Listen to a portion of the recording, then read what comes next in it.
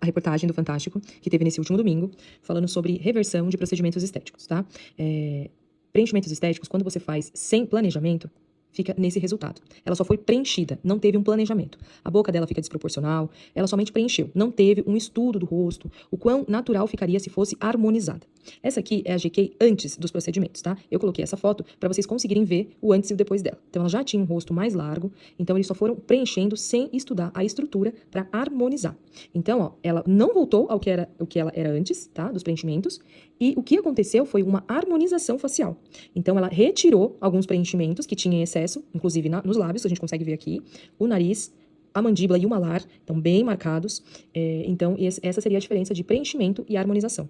Aqui nós temos o rosto da GK antes do procedimento e após a reportagem mostrar que ela desfez a harmonização, né? Desfez os preenchimentos. Então, conforme vocês veem aqui nessa foto, a GK tinha um rosto totalmente diferente do que ficou o rosto dela agora. O nariz dela, olha só como ficou, muito mais marcado. Olha o top model look, o malar dela, como ficou diferente. O rosto dela ficou muito mais alongado. Então, não significa que ela refez totalmente a reversão. Ela apenas harmonizou o rosto dela, que ficou muito mais bonito do que ela era antes. Então, a gente não pode generalizar falando que ela retirou todos os procedimentos estéticos. Ela não retirou, ela só harmonizou o rosto dela. Olha os lábios dela, como estão muito mais sutis do que a foto anterior. Então, esse vídeo é para mostrar que a gente não pode polemizar assuntos como esse.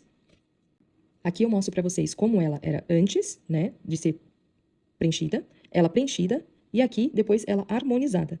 Então, olha a diferença dela preenchida e ela harmonizada.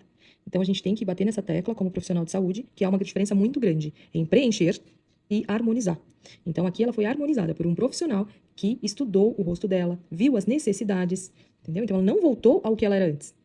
Então, a reversão, ela é para pacientes que precisam retirar excesso de preenchimento. Vou tirar algumas dúvidas de vocês sobre a reportagem do Fantástico, né? Então, uma das dúvidas era, tem como reverter o preenchimento facial quando você faz e não gosta? Tem sim. A gente coloca um produto chamado hialuronidase e a gente consegue, é uma enzima que degrada o ácido hialurônico. Então, vocês podem ver o lábio da GK como era e como ficou o lábio da GK. Então, isso foi um processo de aplicação de hialuronidase e a gente consegue a enzima degradar esse ácido hialurônico e a gente chega nesse resultado, tá? Esse lábio dela aqui tem preenchimento, só que não exagerado como ela estava antes. Uma outra dúvida, as pessoas, por que elas ficam insatisfeitas com o preenchimento facial e a harmonização facial?